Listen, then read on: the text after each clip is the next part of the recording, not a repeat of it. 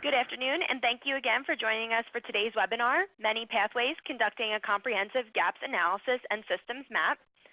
Today we have Stephanie Barnett Jamison. Stephanie is the Organizational Learning and Development Manager at Mental Health Partnerships in Philadelphia.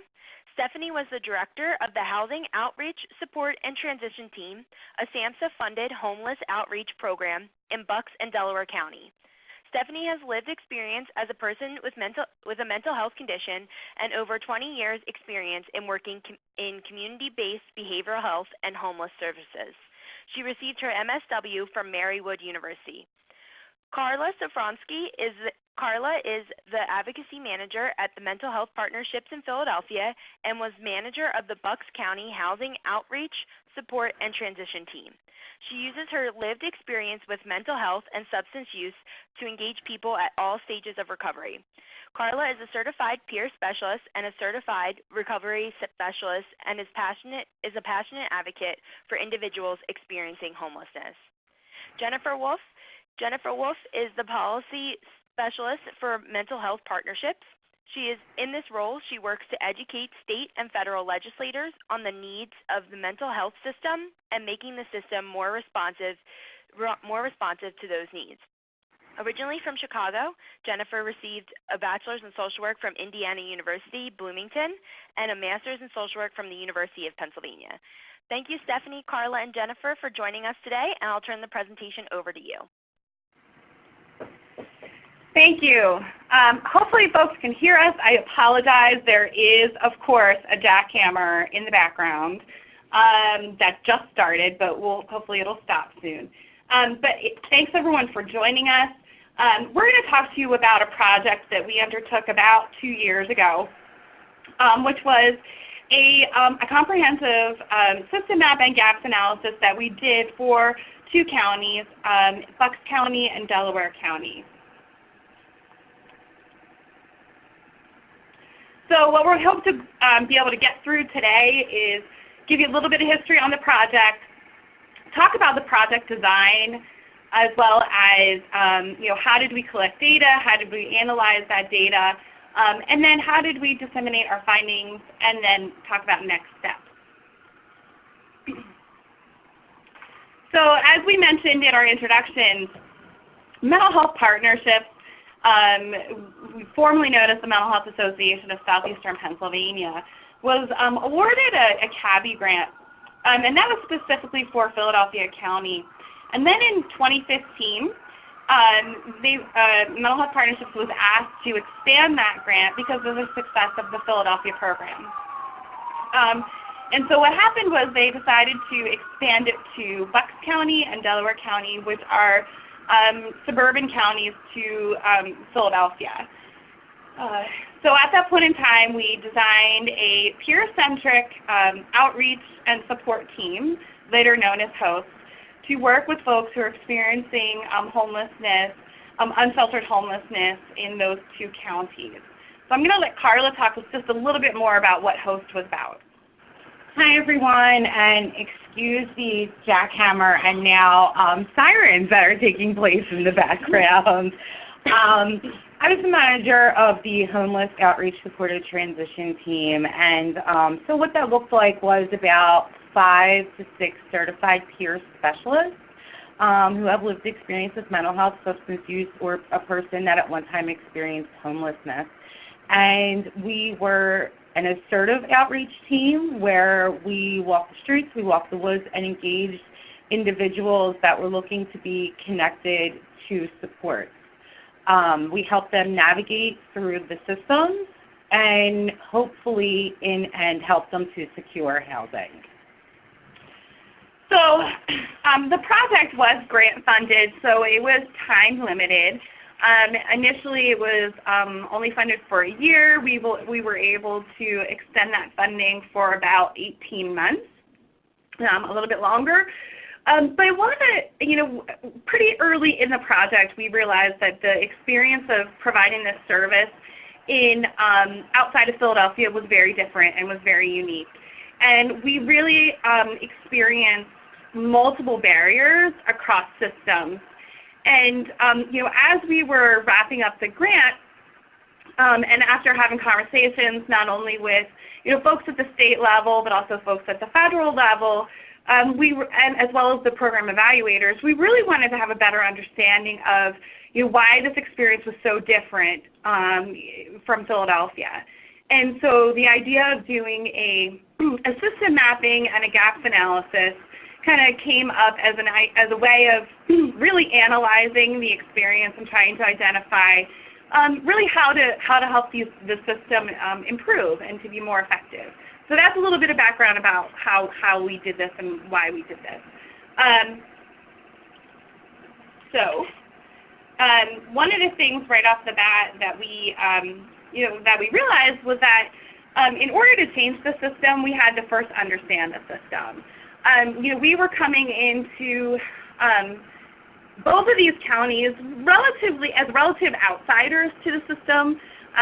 We have provided mental health services and peer support services, but the housing aspect of it was fairly new. And so we needed to first better understand the system in much more detail. So that's where we started. So these were the goals of the project, which was to define and describe the current system, identify current service gaps and determine root causes, amplify the voices of those who navigate the system, which was a very important piece to us, and then also visualize a system that meets the needs and preferences of those it's designed to serve. So we not only wanted to kind of do an inventory of what currently existed, but we also really wanted to have some time to kind of dream and imagine what an ideal system would look like. So we're just going to walk you through a little bit of the project design, which we really hope could be replicated in other areas, which is why we're going to spend quite a bit of time on this. One of the things is that we wanted to do this project with the hope of really promoting some systems change. So there was a book that we used that actually comes from a nonprofit group in the UK that really kind of laid out a roadmap for systems change. And so there's 3 principles. One was to understand the needs and assets of the system. Principle 2 was to engage multiple actors from across the system. And then the last one was to map the system. So in order to understand the assets and needs, we knew that a full inventory of the assets needed to be conducted. And that also may not include services that fall outside the traditional service system. Collect information from as many stakeholders as we possibly could, and then identify best practices, emerging trends, and opportunities for innovation. One of the things that we were deeply committed to was collaboration and getting as many people involved in this process as possible, but also really trying to get people at the table who maybe aren't traditionally invited to the table.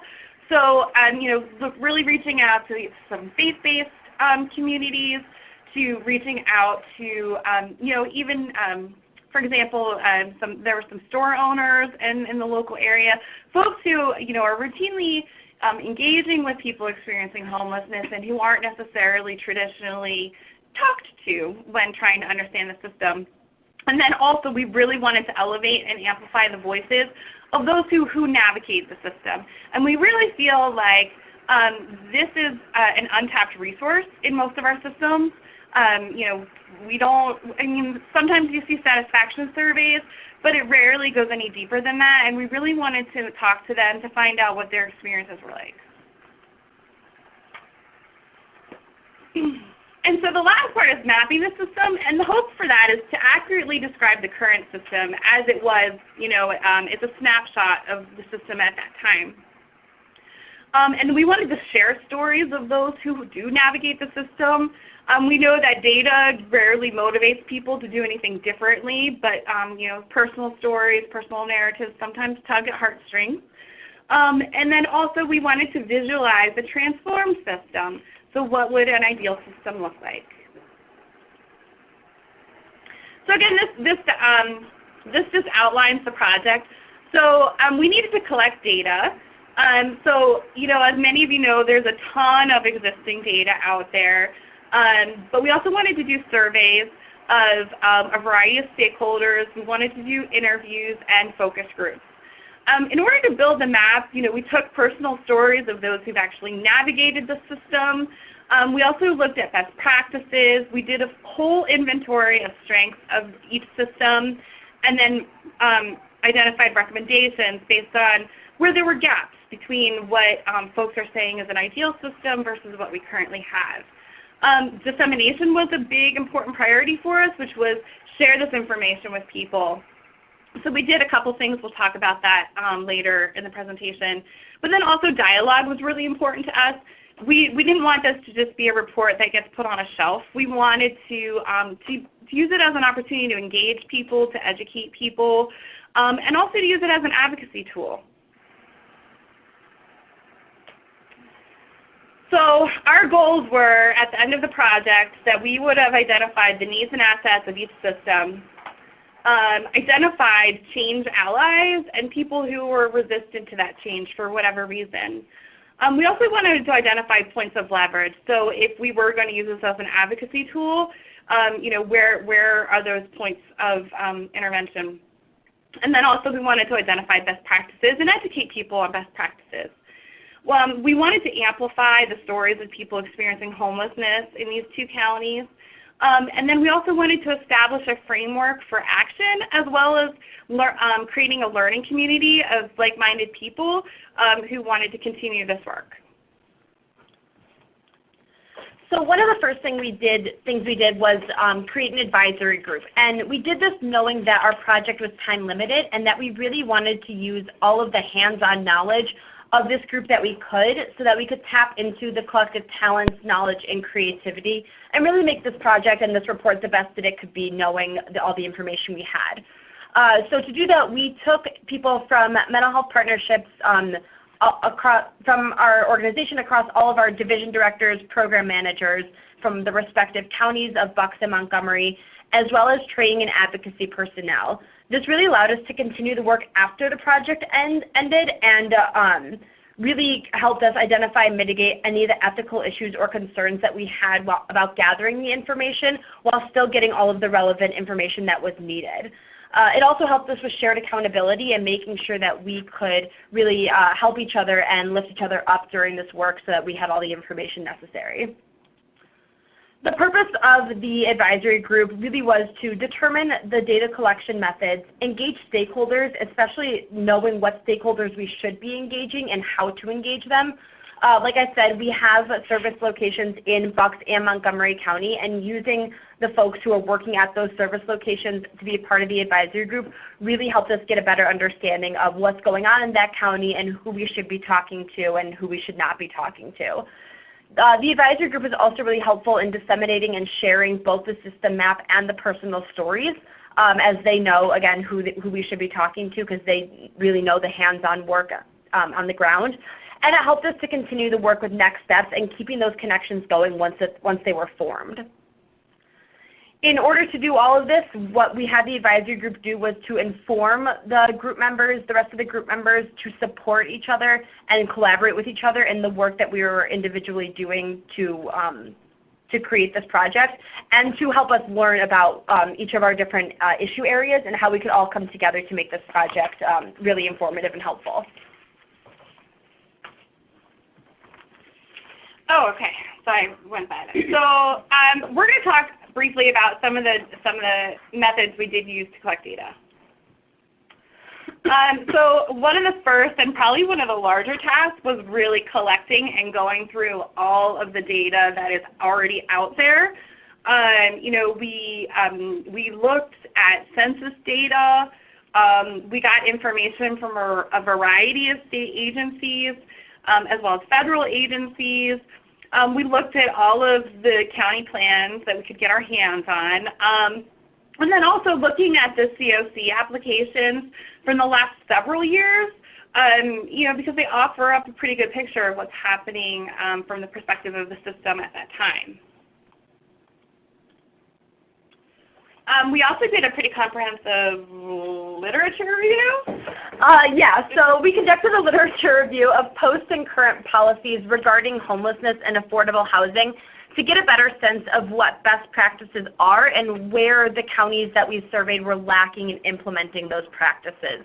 So we really heavily relied on national organizations, annotated bibliographies, and compilations of state policies and practices, as well as interviews with national personnel to be able to get a full picture of the system. And this really allowed us to see what the system looked like from a bird's eye view and compare the other counties and communities across the country to the ones that we were looking at. And we'll talk a little later about this, but that really helped us form a gap analysis and figure out where we needed to be implementing our work.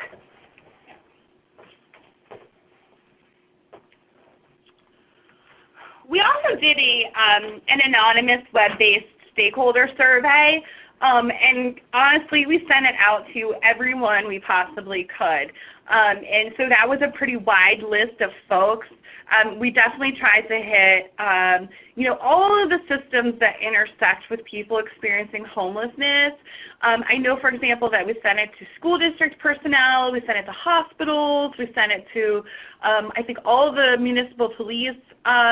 We sent it to, I can't even, literally we sent it to anyone and everyone whose name and email we could find. And then, but again, it was anonymous. But it was really focused on, again, we wanted to hear from people who we don't traditionally hear from, because we wanted really an accurate portrayal from a variety of perspectives.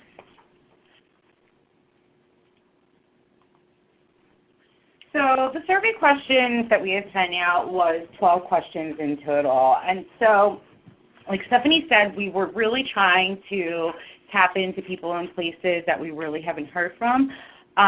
4 of the questions were just to gather descriptive data, and 7 of the questions was to rate in satisfaction in planning, services, and implementation of best practices that they have saw. 1 question to determine focus of future service development. Yeah, so there was the last question. We provided, I don't even remember how many, I think it was like 10 different things, areas for further development, what they wanted to see developed specifically in that county. But then there was also an other option, so if people didn't like any of our suggestions, they could also offer up their own suggestion. So we conducted interviews, and these were with people who have experienced homelessness at some time, in the shelter, on the street interviews, or within our mental health systems or substance use. And so a convenience sample with a goal of at least 10 interviews. So we rounded up 10 people, semi-structured interviews, and we always used open-ended questions. This process was all recorded and transcribed, and first and foremost, we always got informed consent procedures done. We did offer a small gift card, and it was conducted by specifically trained outreach teams. So these are people with great personal and engagement skills that had done these interviews. Most of the people in the outreach teams have lived experience, and we're also trained in motivational interviewing so that we were not leading people through this process, and they were more so leading us. Mm-hmm. Yeah, so we the one-on-one interviews overwhelmingly were folks who were living on the street or in the woods in each county. We really thought that it was important to get their perspective, and then Carla's going to talk about the focus groups. The focus groups were targeted towards folks who were currently sheltered. There you go. Yeah, so our focus groups that we had were both in each county inside the emergency homeless shelters. We had a convenience sample of emergency shelter residents, and the shelter was great, and they actually complied with us in doing this, and we're actually really happy that we could be there to actually get this feedback. We had about 8 to 10 shelter residents in a room. Again, we went with the same method of asking open-ended questions while a person transcribed everything. We used 2 facilitators during this process, and we did offer a small amount on gift cards. Our experience was that people really wanted to share their personal experience and really give feedback on barriers that they have encountered and what they hope to come of the process of being in the shelter. So the informed consent process was really important to us. We wanted to make sure that, that people were aware of what we were trying to accomplish. We wanted to be sure to protect people from being exploited. We were also really concerned about privacy and safety. I've worked on previous projects before where people have built encampments, but then as soon as the location of the encampment becomes aware to local officials, they start to experience some difficulties. So we were very committed to protecting and preserving the location of the encampments because we didn't want them to jeopardize where they're living because they participated. We had informed consent, sign off. We had pretty strict guidelines in terms of taking pictures, because we also did want to take pictures of campsites and that type of stuff, but we didn't want to get any identifying information in any of the pictures. And then also, we made sure that folks knew that it was voluntary and that at any point in time they could conclude the session, the interview without any concerns. And we gave folks a gift card even if they didn't want to complete the interview. I'm happy to say that everyone actually who wanted to participate did complete the interview. And overall, people thought it was actually a really positive experience. People want to be able to share their experience because they know that there's lots of barriers, and they want to help other people so that they don't have to experience that. So we had a lot of data to go through. We did qualitative analysis of the interviews and the focus groups to identify common themes. And then also, we really wanted to try to identify what was going well, what were the strengths of the system, but then also, where is there room for growth? The survey data from the online survey, we used SurveyMonkey, so we didn't have to do a whole lot of analysis. It does it for us. There were some comment boxes, and again, we would look for common themes in whatever folks would write in those boxes. The system map really is just drawing out a map. It's a visual representation, and Jennifer? No? Okay. And so we wanted to make sure that we had the full continuum of housing services. We were really trying to focus on people experiencing behavioral health conditions, but we know that these folks also kind of flow in and out of other systems. So we really wanted to have a full inventory of all the different types of how supportive housing services are available. But then also taking a look at all the different funding sources. A lot of times when we're talking about housing, we tend to only focus on HUD-funded programs, but there's not a ton, but there's a lot of other, funders out there. Again, some of them are very small, some of them are very faith-based, but making sure that we were including those things in our inventory. Faith-based and civic or community organizations that were providing services and supports. Also a full continuum of behavioral health services. So again, really trying to map out all the different intersections. And then identify other systems that intersect with the target population. So I'd spoken a little bit about this before, about our gap analysis. This really came out of our literature review, finding best practices for making homelessness rare, brief, and non-recurring, and that came out of best practices and policies that other counties were doing and that other states were doing. So this was definitely a huge look at the country and what was going on in homelessness. And so what we did was, from that literature review, we created an imagined system and a list of an ideal system, and then used that really as a hypothesis to compare that to what we found from our interviews both with service providers and county personnel and folks experiencing homelessness. And based on that, we found out what gaps were that we found in both Montgomery and Bucks counties. One of the tools that was really great in using this and was really easy to use was a Housing First implementation toolkit, which we found from the U.S. Interagency Council on Homelessness. And that really showed us how to implement Housing First on a systemic level.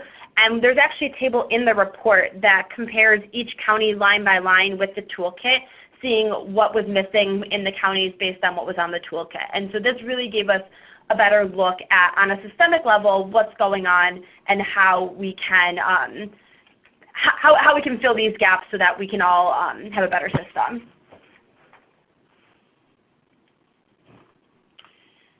So the next part was we wrote a report.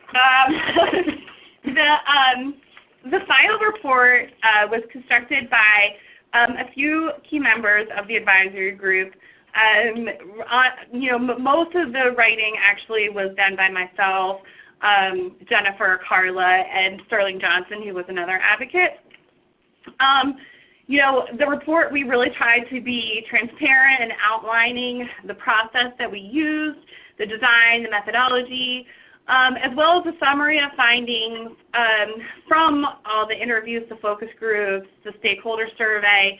And we also really thought it was pretty important to include qualitative information. So, we picked out some quotes from interviews, some quotes from the focus group, and we also had some quotes from providers that we shared. We also shared, we took pictures, so when we went out to various sites or shelters or other places, we tried to take pictures. Those are also, some of them are in the report. We also really dived pretty deep into the demographic information that's relevant. And then we provided a list of recommendations. And again, we realized that we were talking about ideal systems and situations, and we understand that funding gets in the way of these things. So there's a lot of things that get in the way, but we really feel like this offers us some maybe possibly a strategic plan or something to work towards, in terms of creating an ideal system.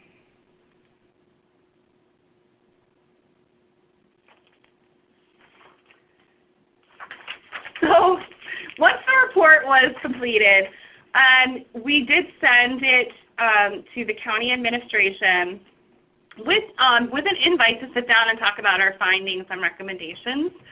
And then we also posted the full report on the MHP website. And Carla's going to talk a little bit about the community forum that we hosted. Yes, we were able to host some community forums in each county, and we were able to invite pretty much anybody and everybody. All of our community stakeholders that we've reached out to in the past, we invited them, but most importantly, we invited the community, and we received a really great response with people coming. We were able to present our report. We were able to answer a lot of questions. And people were really interested in next steps and how to follow up in this system. We were able to take people's information down and also get them more involved in our Mental Health Partnerships Advocacy Division. Mm-hmm. Yeah, I think one of the really fun or exciting things, I should say, about the community forums were the folks that we were able to get who are not service providers, are not involved necessarily in these systems. They were just community members. There were, again, some folks from some local faith-based organizations that were really interested because they really wanted to understand the service system. For those of us, I think, that work in it every day, it can be complicated, but it's even more complicated for folks who, don't speak our language and don't understand, systems and all that stuff. So I think that was really, it was great to see that there was an interest and also that people wanted to learn about it.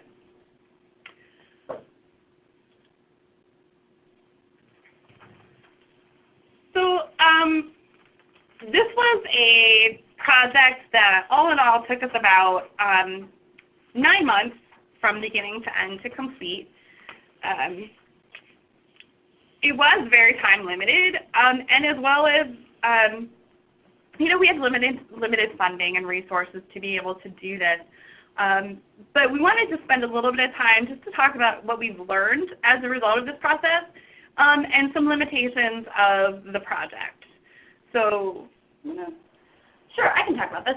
So, like Stephanie said, one of the limitations was time and funding, which is not necessarily something that we had control over, but if this is something that we wanted to do again and that we actually hope to replicate this in other counties across the state, unlimited time and funding would be ideal, as I'm sure it would be for any of the projects that you all have participated in or led like this. But that definitely put a limitation on what we were able to ask folks and how long we were able to conduct the interviews and what kind of analysis we were able to provide based on when our funding ran out. So ideally we would have had a little more time and a little more funding to be able to really get a much fuller vision of the project and a much fuller understanding of how we can complete the system to be, to be better for the folks who are utilizing it. We also realized that there was both risks and benefits of being a system outsider. Like we had talked about, MHP has service locations in Montgomery County and in Bucks County. Delaware County, I'm so sorry. We do also have them in Bucks County, but Delaware County. And so, however, a lot of the folks that we had talked to in the advisory group and that were on the report are in Philadelphia County, and so there's definitely some lessons learned in being an outsider and not necessarily knowing the ins and outs of the system and not necessarily getting the same response that we'd hoped to had we been in the system a little bit on our own. Yeah, so I think that one of the challenges was being this outsider in the system and definitely having direct buy-in on these conversations and with services is what really was a little bit challenging. And then, of course, the next steps in following up and really pushing, because this was so time limited, to keep on advocating for change at the systemic levels. One of the benefits of being the outsider part was that we were able to really look at things in a different way, in an objective lens, where I'm not really sure as to if I could do that into Philadelphia's system, I would probably ask somebody to take my place because I know that vice versa, I would be looking through a different lens. Yeah, I mean, I think that it's an interesting thing to, if you're considering replicating this in your county or your region, I think it's an important conversation to have over who is the best person to do this. Is it an insider? Is it an outsider? Again, I think as a system outsider, we really had no authority. I think we certainly had to kind of earn our credibility, and that took some time. But also I think it really helped us look objectively at the system in a way that people who are operating within that system may not be able to do. And I also think in terms of an advocacy tool, being an outsider sometimes is helpful as well.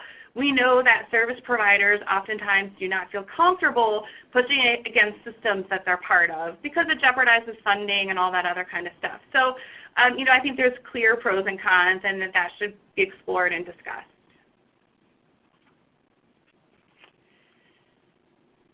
So next steps.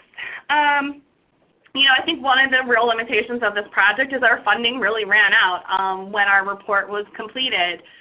So we did not have funding or really the availability to do much more other than host a community forum and to disseminate the report to as many people as possible.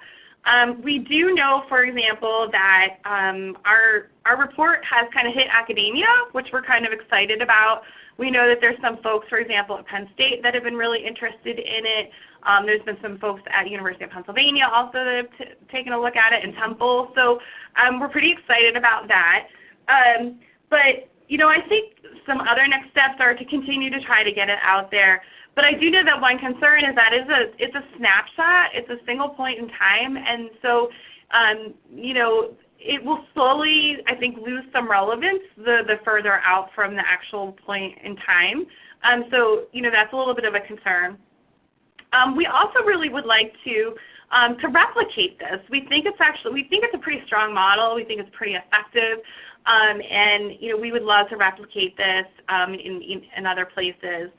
And then we're going to continue to use that as an advocacy tool. I think everyone who was involved in this project absolutely feels more confident and knowledgeable about best practices.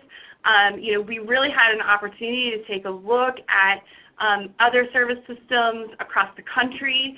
And we really tried to identify similar counties, not only in terms of demographics and resources, so that we didn't want to necessarily promote recommendations that were not sustainable or that couldn't happen. So I feel like we all feel like we've gained a tremendous amount of knowledge from this process.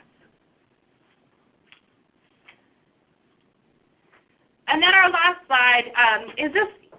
We did share the Bucks County report with Colleen, and hopefully that will be available to all of you.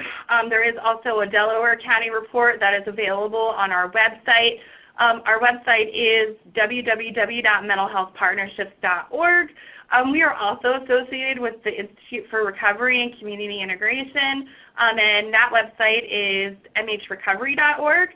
And then our emails are here too. If you would like to learn more about this, or if you have any questions, please feel free to reach out to us. But we do have about, I think, 20 minutes left for questions. Great. If anybody thank you, Stephanie, Carla, and Jennifer. If anybody has any questions, please feel free to type them in the chat box, or you can also unmute your phone line by pressing *7 to ask any questions over the phone. And just in a minute, Stephanie was saying we will be providing the report that Stephanie has sent us in the follow-up materials from today's presentation. But if anybody has any questions, please feel free to unmute your phone line by pressing *7 on your phone keypad or typing them into the chat box at the bottom left-hand corner. And we did just get a couple of questions. So Grace asked, did you include Head Start in your scan of resources and in your mapping of community partners? Yeah, we did. One of the challenges was that we were trying to we had to focus it on adults, and particularly unaccompanied adults. So that was certainly part of that was on our system map. But we also understood that Head Start probably was not interfacing with unaccompanied adults. But also, again, it was more than just unaccompanied adults. It was unaccompanied adults with a behavioral health condition. So, because this project is huge, and so we really had to identify like a target population that we were trying to conduct the system map. Because I know the system map would look very different if you were talking about women with children, or if you were talking about families or couples. So we had to start somewhere. Great. And then another question was from Kelly. She asked, could you provide some guidance as to where the Mental Health Partnership, on the Mental Health Partnerships website, where the report, the Delaware County report is? You know what? I'm not 100% sure. I think, yeah, we can get back to you. There should be, there should be like a page that says something about articles or something. I'm sorry. I'm going to have to get back to you on that. I know it's there. I'm just not really sure how to find it.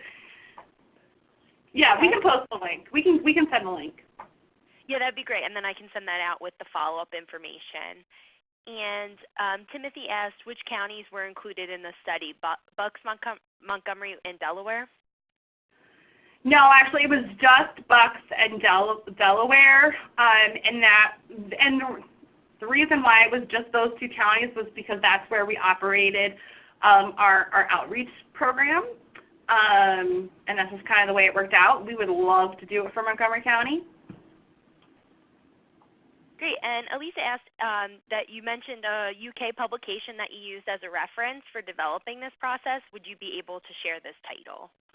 Yeah, you know what? I'm happy to send that link, so I can send that link along with the link for the report. But what I will say that, and it's a great publication, and it does talk a little bit about system mapping.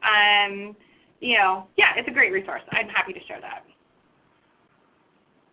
Great. And so we still have a couple more minutes for questions. So if you'd like to ask your question over the phone, you can press *7 to unmute your line or type them into the chat box.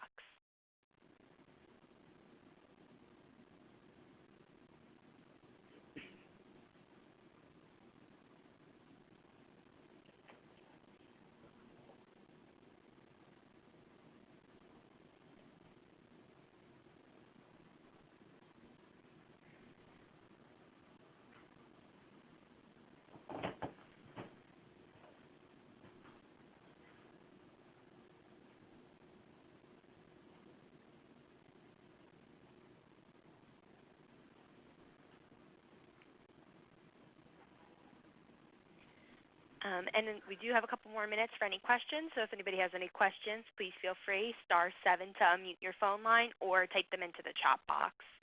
And as we mentioned earlier, we'll be following up later this week with the recording of the webinar, the slides. We'll also send the links for the reports as well as the UK publication that was utilized to create a system map.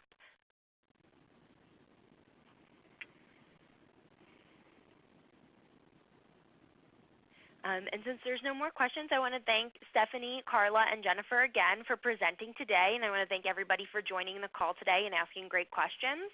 If anybody has any additional questions, the contact information is up here, and we will be following up at the end of the week. So thank you again, Stephanie, Carla, and Jennifer, and have a great day, everyone.